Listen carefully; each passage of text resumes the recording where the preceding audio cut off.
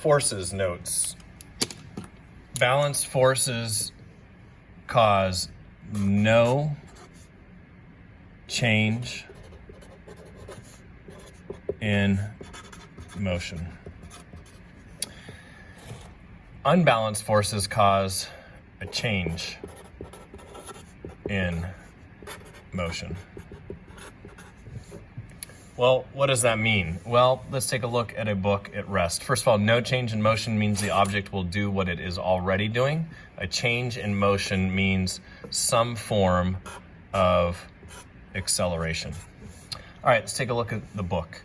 The book is being pushed down on the desk.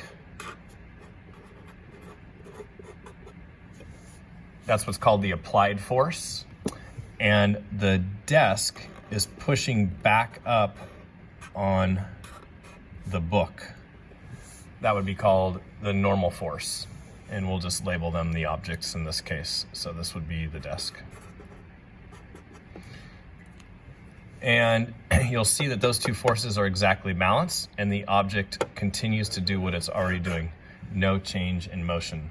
So the book continues to stay at rest.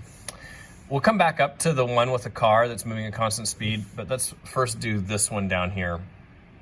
So imagine you're at a red light with your car and you end up hitting the green light and you push on the gas to speed up. So what are the forces going on there? So you would actually have the applied force of the car, we'll just call that the engine, pushing it forward. And you would have some very small amount of air friction here, friction in all the moving parts of the car, the wheels, the engine, and all together that friction would add up to be smaller than the force of the engine. So now I have an unbalanced force, and that causes the car to accelerate or positively accelerate to the left in this case. So when you have unbalanced forces, you get some form of acceleration, in this case positive.